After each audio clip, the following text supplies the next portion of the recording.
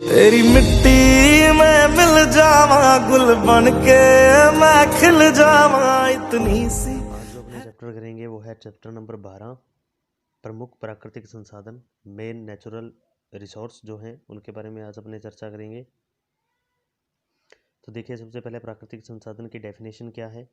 प्राकृतिक संसाधन है क्या?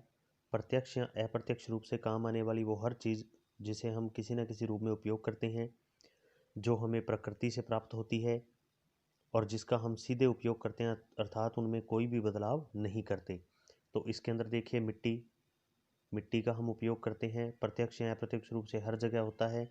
हमारे भोजन में भी होता है। क्यों होता है? क्योंकि मिट्टी में उगा हुआ भोजन ही हम खाते हैं।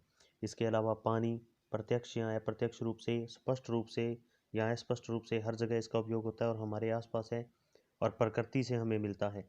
मिट्टी, पानी, वायु, इसके अलावा पेट्रोलियम पदार्थ, पेट्रोल, डीजल, मिट्टी का तेल, जो हमें प्रकृति से मिलते हैं, जिनका हम उपयोग करते हैं, जिन्हें हम खुद नहीं बना सकते, वे सब चीज़ें क्या हैं? प्राकृतिक संसाधन हैं। अब देखिए, प्राकृतिक संसाधनों के प्रकार क्या होते हैं। तो प्राकृतिक संसाधन जो होते हैं वो तीन प्रकार के होते हैं। तीन प्रकार के प्राकृतिक संसाधन होते हैं, जिनमें जो पहला प्राकृतिक संसाधन है वो है विकास और प्रयोग के आधार पर, उत्पत्ति के आधार पर और भंडारण के आधार पर। कौन कौन से होते हैं? तो देखिए, सबसे पहले अपन बात करें विकास के आधार पर कौन कौन से होते हैं। तो विकास के आधार पर दो प्रकार के प्राकृतिक संसाधन होते हैं।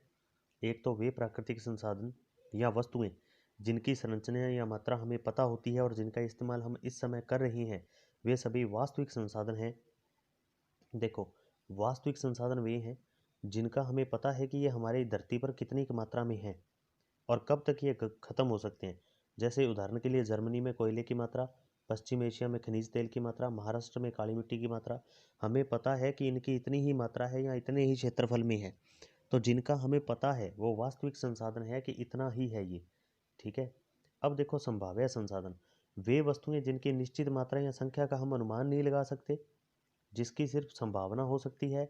हम ना तो उनकी मात्रा बता सकते हैं ना संख्या बता सकते हैं, जिनका प्रयोग हम इस समय नहीं कर रहे परंतु आने वाले भविष्य में हम उसका उपयोग करेंगे, वे वस्तुएं संभाव्य संसाधन कहलाती हैं।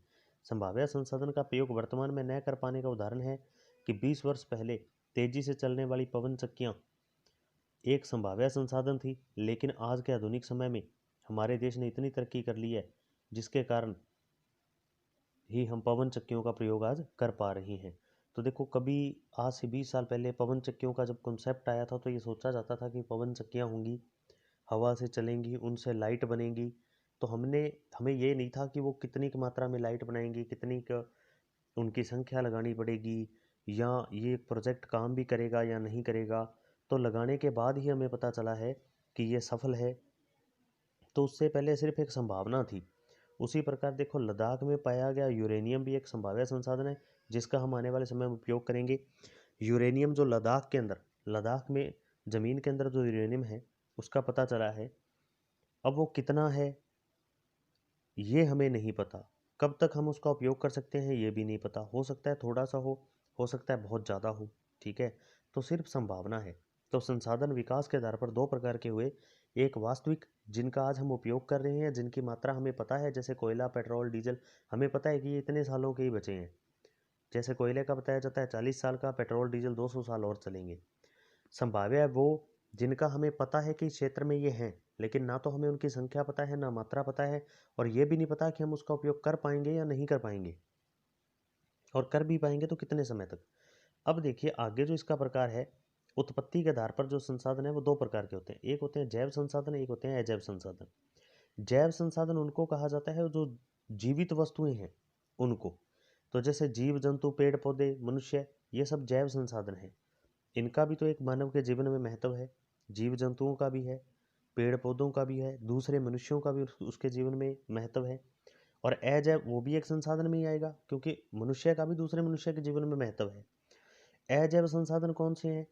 जो वस्तुएं निर्जीव हैं, जीवित नहीं है, वे सब अजैव संसाधन है। जैसे वायु, मिट्टी, प्रकाश, ये सब क्या है? अजैव संसाधन है।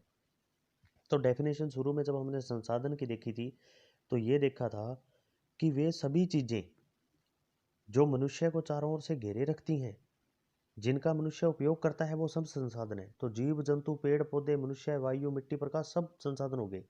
पेड़ पौधे जीव जंतु मनुष्य जीवित हैं तो जैव संसाधन, वायु मिट्टी प्रकाश ये सब जीवित नहीं है अजैव हैं तो अजैव संसाधन। अब देखिए वितरण के आधार पर, तो वितरण के आधार पर संसाधन दो प्रकार के होते हैं, एक सर्वव्यापक संसाधन और एक स्थानिक संसाधन। सर्वव्यापक संसाधन वो हैं जो हर जगह आसानी से उपलब्ध हों, हर जगह पाई जाएं, जैसे वायु सर्वव्यापक है, हर जगह पाई जाती है। स्थानिक, जो वस्तुएं कुछ गिने चुने स्थानों पर ही पाई जाती हैं उन्हें स्थानिक संसाधन कहते हैं, जैसे तांबा लोहा ये सब हो गए। तो देखो सर्वव्यापक जो हर जगह है, वायु होगी मिट्टी होगी, और स्थानिक वो होते हैं जो किसी स्पेसिफिक क्षेत्र में होते हैं, जैसे तांबा हर जगह नहीं निकलता, कहीं कहीं तांबे की खाने हैं, लोहा कहीं कहीं लोहे की खाने हैं, हर जगह नहीं निकलता, तो वो स्थानिक है, उस एक स्थान पर ही मिलते हैं। तो आज की क्लास में हमने इतना किया है। हम इस बुक का पहला पेज किया है, सॉरी इस चैप्टर का पहला पेज किया है जिसका नाम है नेचुरल रिसोर्स, और जो नेचुरल रिसोर्स हैं वो क्या होते हैं हमने आपको बता दिया।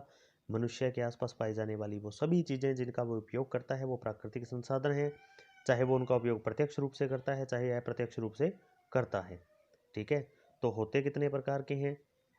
वास्तविक संसाधन जो वास्तव में आज हैं, जिनका हम उपयोग कर रहे हैं वो वास्तविक संसाधन हैं। जिनका हम भविष्य में उपयोग